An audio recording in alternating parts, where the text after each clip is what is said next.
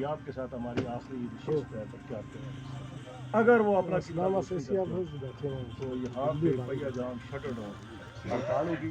چکار آزاد کشمیر میں غیر اعلانیہ جبری لوڈ شیڈنگ کا معاملہ، عوامی ایکشن کمیٹی، سول سوسائٹی، تاجروں اور عوامی نمائندگان کا وفد اے سی چکار کے پاس پہنچ گیا اور غیر اعلانیہ لوڈ شیڈنگ کے معاملہ پر احتجاج ریکارڈ کروایا۔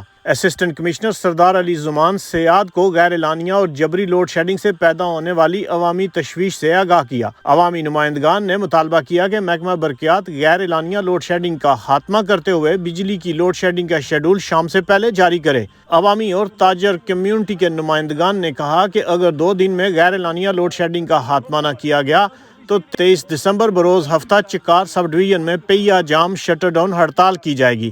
تمام اہم شاہراہیں بند کر کے احتجاج کیا جائے گا، جس میں شاہراہ سری نگر کی بندش بھی شامل ہے۔ ملاقات کرنے والے وفد میں ممبر مرکزی مجلس عملہ مسلم لیگ نون منیب خان چکاروی، سردار فاروق خان، ملک بشیر، راجہ اعظم شاہد، محمد گل خان، مقصود احمد، حاجی نذیر قریشی، ندیم شیخ، حاجی حاکم دین خان، محمد عارف ڈار، سردار زبیر احمد خان، راجہ سرفراز خان، سردار اسلم خان، سردار اسرائیل خان، محمد شوکت خان، محمد عبداللہ کیانی، خواجہ احمد دین، عاقب فاروقی، چودھری ظفر اقبال، طارق رشید سمیت تمام مکتبہ فکر کے زعماء اور عوامی نمائندگان شامل تھے۔ رپورٹ راجہ آفتاب احمد، KFT نیوز، مظفر آباد۔